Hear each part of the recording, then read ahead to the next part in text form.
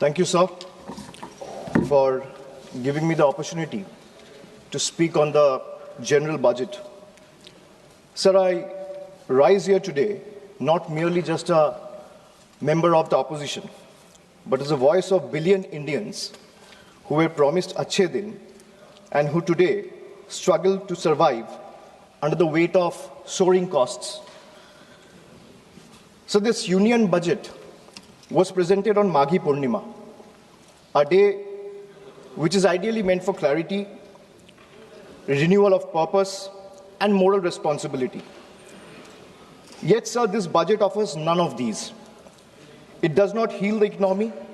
Rather, this budget curates headlines. It speaks loudly in slogans, but softly in solutions. So this is a budget that rewards those who can avoid taxes through privilege and punishes those who pay them honestly through compulsion. With all due respect to the Honorable Finance Minister, I think the Honorable Finance Minister is appearing to practice the Robin Hood model in reverse. She drains the poor through taxation and inflation while rewarding the rich with concessions and privileges. Sir, even a cup of tea today comes with GST, but relief for the common man comes with condition, clauses, terms, and regulation. This is not a simple tax regime. It's a maze where only the powerful knows the exit and the honest taxpayer keeps paying the entry fee. Sir, Akhilesh ji was speaking before me. He was saying, UP के लिए क्या मिला है मैं इस budget में देखना चाह रहा था. Sir, 85 minutes का finance minister का speech था. Bengal was not even mentioned once. Even the freight corridor from Dankuni, referenced in this very budget, was originally announced by the then railway minister in 2009, which was Mamata Banerjee, who is now the chief minister of West Bengal. The constitution promises equality among states, but this government practices preference. Allies are funded while opponents are starved. So this is not a model of cooperative federalism. This is a model of subscription-based federalism. So the budget and the manner in which the government chooses to function forces us to confront a truth that we as citizens have been avoiding for too long. So in November 2021, on a stage thousands of miles away at the Kennedy Center, Veer Das, a young stand-up comedian from India, spoke of two Indias. Many laughed, some were offended, few paused to listen. But what he offered was not comedy. It was a warning, a prophecy, a mirror held up to a nation standing at the edge of its own contradictions. Because I too, sir, come from two India. And I come from an India which proclaims Ek Bharat, Shresth Bharat.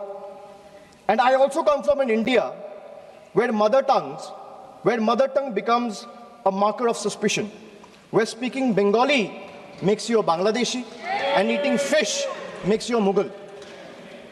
Sir, I come from a part of India that gave birth to revolutionaries and wrote courage in blood. And I also represent an India where saying Joy Bangla or singing Amar Sonar Bangla is enough to strip you and brand you a labeled Ghuspetiya. Sir, I come from an India that thunders Sabka Saath, Sabka Vikas from every podium. And I come from an India where West Bengal's rightful dues to the tune of 1,96,000 crores are frozen in cold bureaucratic silence. Sir, what is withheld is not just money. What is withheld is dignity. What is withheld is constitutional promise that every Indian, every state stands equal before the union. This is not governance or federalism, sir. This is a message that you stand in line or you'll be made to pay the price. And that is the tragedy of our time. India has two faces, but that one India is being asked to kneel before the other is the truth that we all are facing today. Sir, I come from an India where the finance minister proudly declares with absolute confidence that India is the fastest growing economy in the world. And I come from another India where Bengal, after contributing 6.5 lakh crores in taxes in just last 7 years, is systematically denied its rightful share. So despite repeated requests and appeals, we have been denied employment under Manrega, housing under PM Awas Yojana, road connectivity under Gram Sadak Yojana, even basic drinking water under Jal Jeevan Mission is being stopped. So I come from an India that boasts of maximum governance, minimum government. And I also come from an India where governance means abandonment, where the poorest are forced to fight for roti kapda makan, where wages are held hostage, where houses are sanctioned on paper but erased in practice, where even drinking water becomes a bargaining chip in a political vendetta. I come from an India where farmers are stopped at the national capital with nail embedded in the roads with concrete barricades. And I also come from an India where terrorists can enter the national capital and carry out blasts killing 15 innocent people. I come from an India where we are told, and I quote, India's borders are safe and they cannot be violated. A promise that is made from the highest office. And I also come from an India where that promise lies in ruins. Terrorists crosses our border, infiltrated heavily guarded militarized zones like Pahalgam, and gunned down 26 innocent civilians under broad daylight.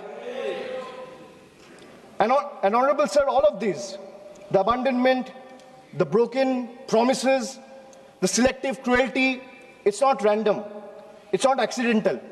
It flows from a single, unmistakable principle of this budget. So this budget is built on a single unmistakable principle, that is triple, teen. A writer once said, there are three kinds of lies. Lies, damned lies, and statistics. Modern India lives with three certainties: pressure that mounts, taxes that multiply, and trust that is betrayed. So today, India lives under triple pressure, triple taxation, and triple betrayal, triple. So let me place before this August House my 10 principles of triple. Sir पहले है triple tax trap. एक आम इंसान को लगता है मैं एक बार इनकम टैक्स दे रहा हूं, but I will explain to the chair and share with this august house that how a common man is being taxed 3 times over, not once, twice, but thrice. So the first blow is the income tax. The salaried citizen pay tax even before the salary reaches his bank account. There is no escape, no negotiation, no adjustment made for inflation. In today's India, honesty doesn't pay, it costs. So number 2 is GST. From the first biscuit with the morning tea to a school notebook, from sugar and spices in the kitchen to the electricity bills, from hospital expenses to medical expenses, from soap in the bathroom to the software at work, indirect taxes follows everywhere. Sir, जहां सरकार की welfare schemes नहीं पहुंचती है, वहां भी GST पहुंच जाती है. The government celebrates record GST revenue, but this number do not reflect growth or prosperity. They reflect a system squeezing revenue from consumption, often from necessity, not choice. So third tax is inflation, the most silent tax of all. The tax that rises without permission and collects without responsibility. It's a slow leak in the common man's wallet. For the middle class, inflation feels like the salary comes on time, but it doesn't last the month. The same grocery list costs more, the same school fees feel heavier, and the same electricity bill shocks more than even before. Nothing extra is being bought, yet money disappears faster. It quietly eats into savings meant for children's education, family travel, medical emergency, or old age. Sir, I come from an India that proudly calls itself a Vishwaguru. And I also come from an India that is teaching the world how to extract triple tax out of a single citizen. So my triple number 2, triple pain of proving your existence. So let us be honest. Voting today is no longer considered enough. Having one's name on the electoral rolls for decades is no longer enough. Even service to the nation is no longer enough. You may be a decorated soldier, a Nobel laureate, a sitting High Court justice, or even a member of this august house, and still you have been asked to prove that you belong. This strikes the heart of Article 326 of the Constitution, which guarantees adult citizens the right to vote. So in Bengal alone, 150 lives have been lost in the last couple of months, and nearly 1 crore people are today being treated as suspects. If electoral rolls are so unreliable that every citizen must continually reprove their legitimacy, then by that same logic, sir, the legitimacy of this very house, formed on the basis of this very electoral rolls, is itself questionable. Yes. So my triple number 3, and I'll talk of 3 betrayal. First betrayal is where the global crude oil prices crash. Indian citizen sees no benefit. Instead, the common man is generally offered ethanol mixed petrol at a premium, paying extra for a policy experiment he neither demanded nor benefits from.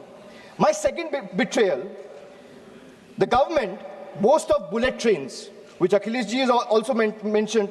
While fancy trains make the headlines, only 4% of the network is safeguarded with Kavach, leaving ordinary travelers exposed to risk. Third betrayal. So the ordinary Indian doesn't ask for any miracle. They ask for clean air to breathe, clean water to drink, safe roads to return home, and affordable health care while life falters. Even these simple hopes remain uncertain.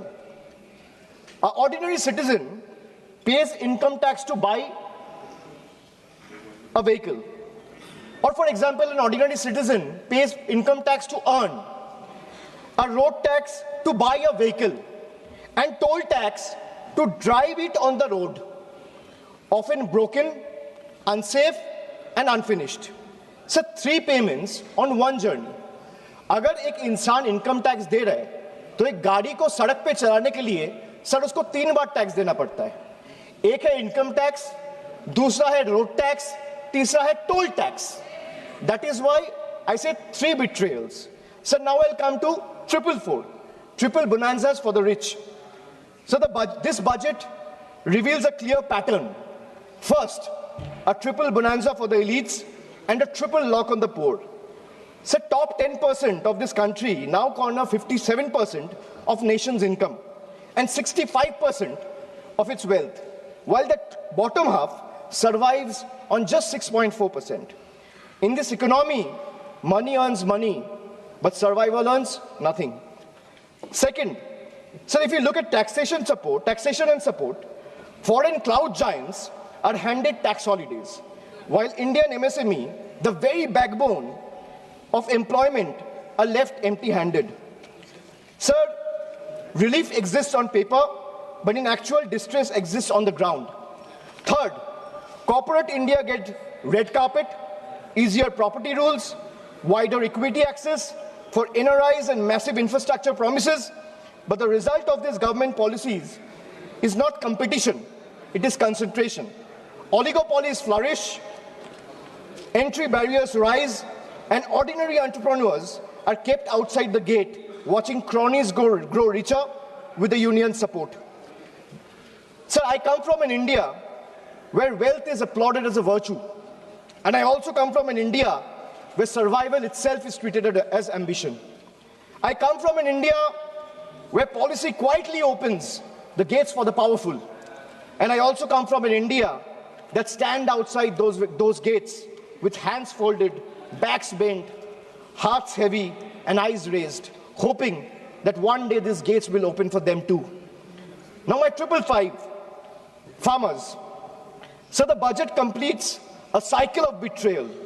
Every day, nearly 30 farmers died by suicide. Not because they failed, but because policy failed them. 5 years after the historic farmers' movement, which saw 700 lives lost, the union government has still refused to legalize MSP. Promises were made at protest sites, assurances were echoed in parliament, but delivery never followed. And now, adding salt to the injury, the government has now announced a trade deal with the United States that will open Indian markets to heavily subsidized American farm produce. The deal may benefit American farmers, but it will depress prices, destroy competitiveness, and further marginalize Indian farmers who struggle without MSP protection. So this is not a trade policy. This is an abandonment of our Annadata. Sir, I have a tweet right in front of me, which I want to show or place before you.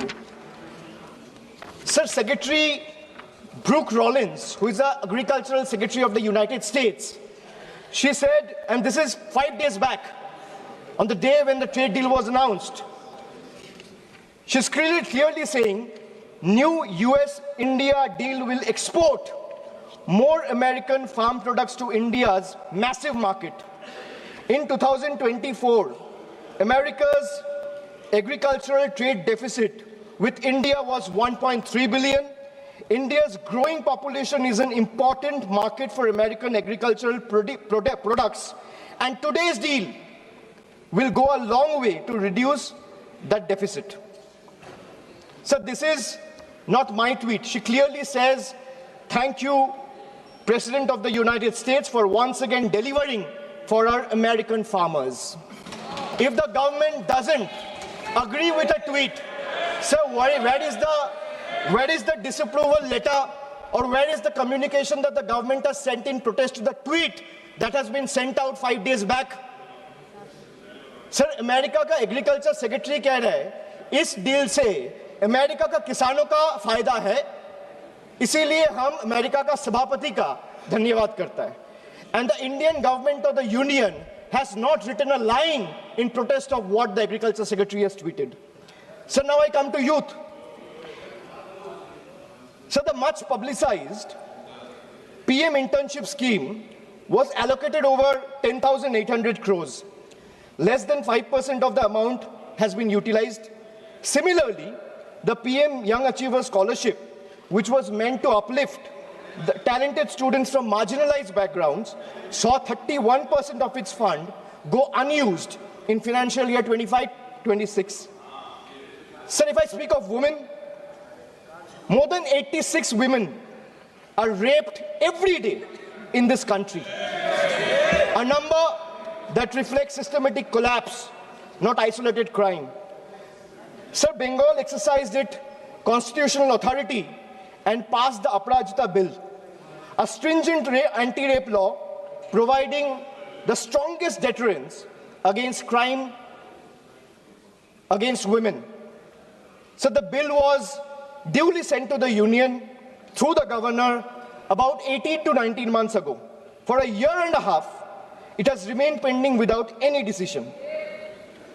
So when a democratically passed law maintained to strengthen protection is left in a limbo, it expresses a lack of intent.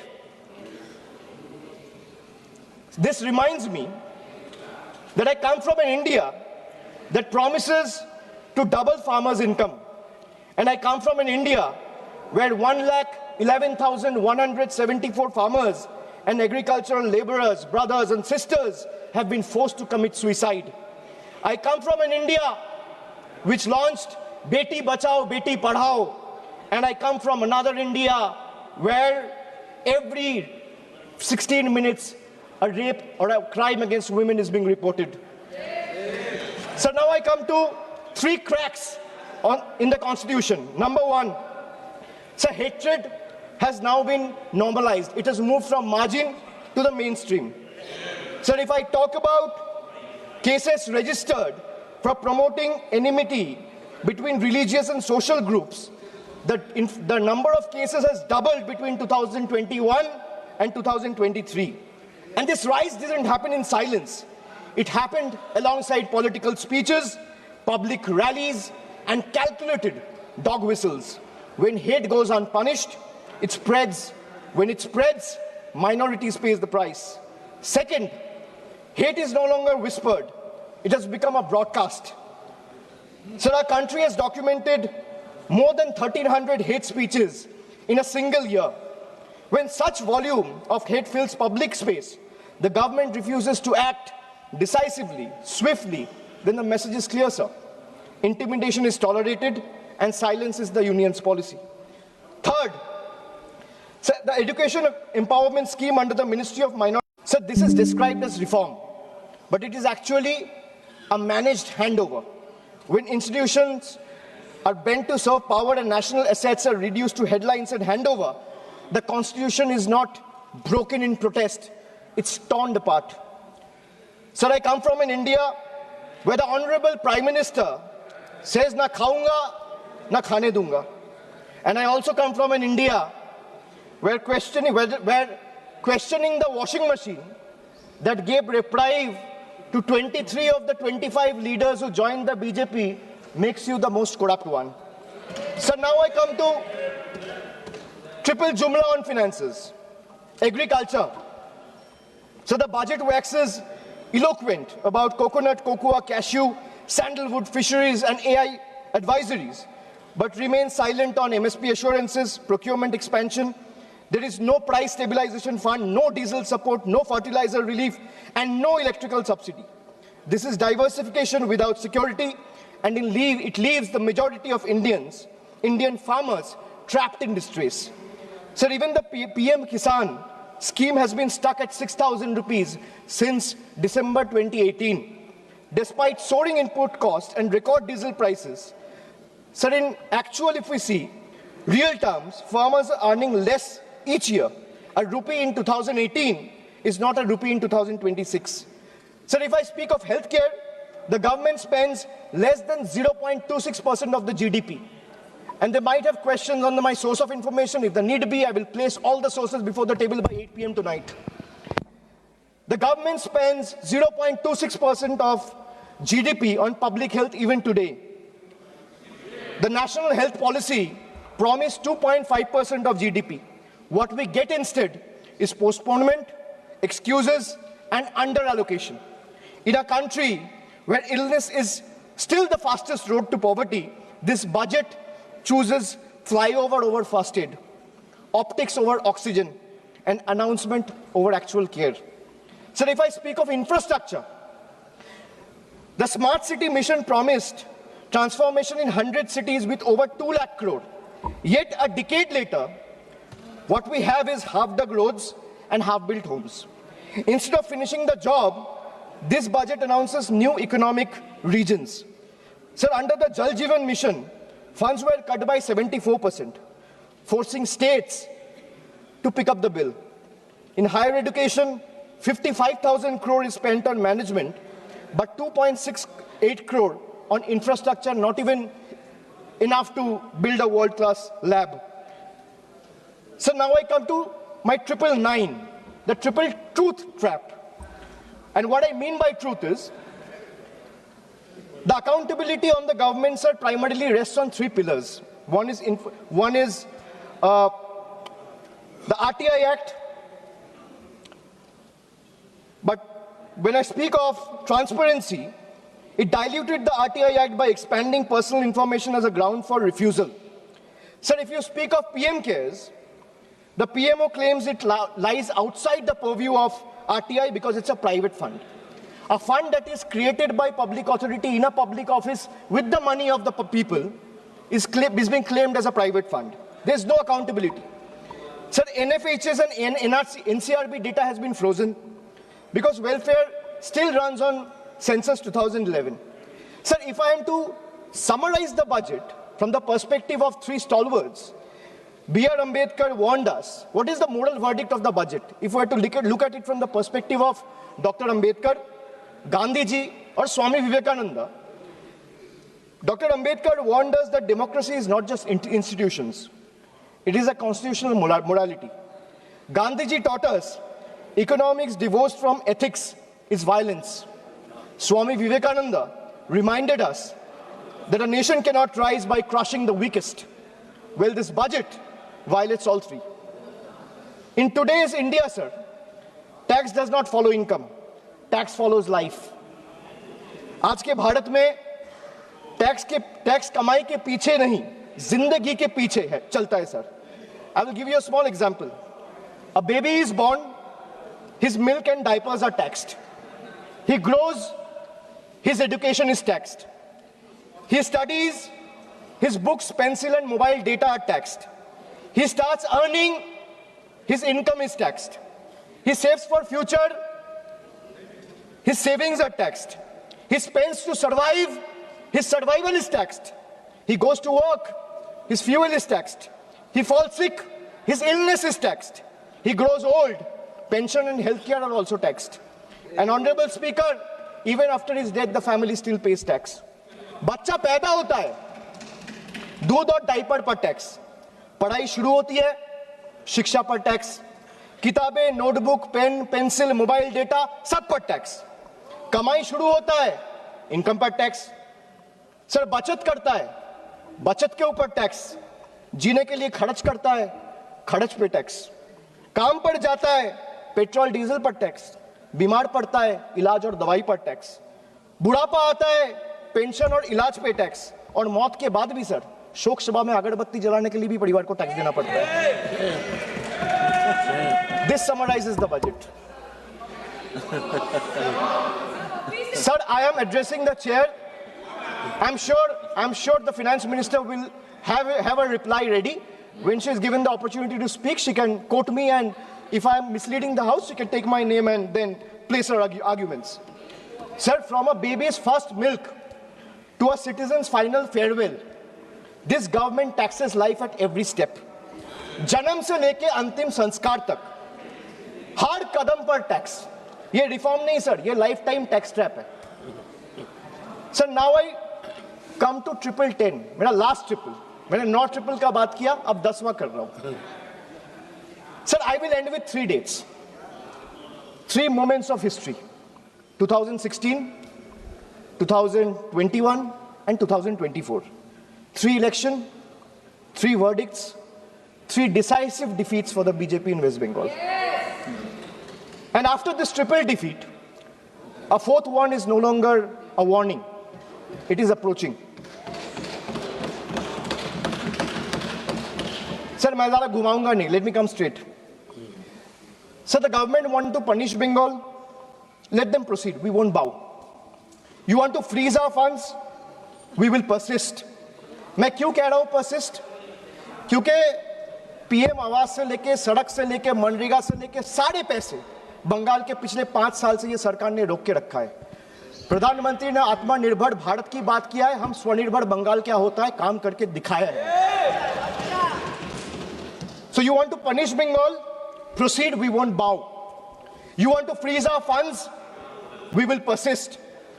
You want to profile and persecute our youth? We will protect them. You want to starve our schemes? We will sustain our people.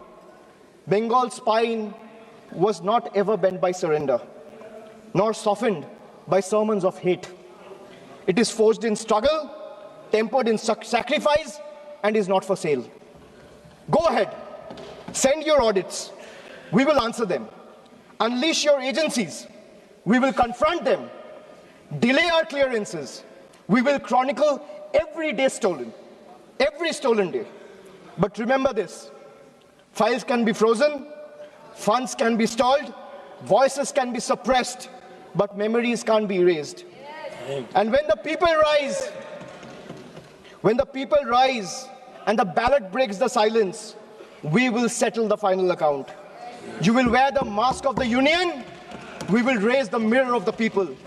And when truth looks back, power will bend and we'll have to blink first. So this reminds me again that I come from an India that celebrates labor as a backbone of the economy, the hands that build our highways, factories, ports, cities, this parliament. But I also represent an India where that very labor when he travels from Bengal, is no longer seen as a labor, he's seen as a suspect. Punished for the language he speaks. I come from an India where Northeast is proudly called Ashtalakshmi. And I also come from an India where Manipur bled for 864 days and the Prime Minister found no time to visit. I come from an India that derives its vocabulary from Ishwar Chandra Vidyasagar. And I also come from an India where Vidyasagar's bust was vandalized by ruling party at the center. I come from an India where we worship Ma Durga as Supreme Shakti. And I also come from an India where Ma Durga's ancestry is questioned by BJP leaders. Sir, I really come from two India. And honestly, I'm tired of explaining this house which India I belong to.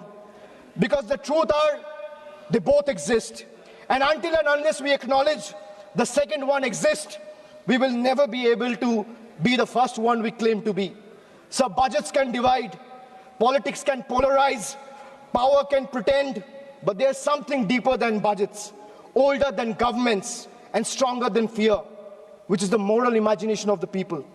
When institutions weaken and language loses its faith, it is our literature, our culture, our shared memory that rises to remind the nation of who it is and who it must never cease to be.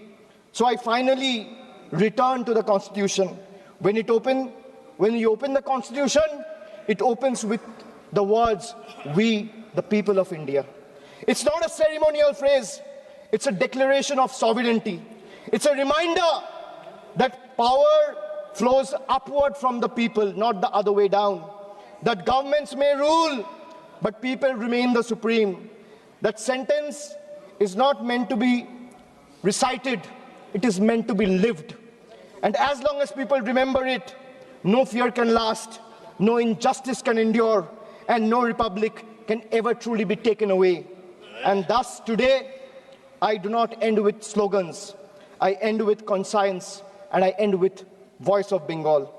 এই মৃত্যু উপত্যকা আমার দেশ না, এই জল্লাদের উল্লাস মঞ্চ আমার দেশ না, এই বিস্তীর্ণ শ্মশান আমার দেশ না, এই রক্তস্নাত কসাইখানা আমার দেশ না। আমি আমার দেশকে ফিরে কেড়ে নেব। জয় হিন্দ, জয় বাংলা।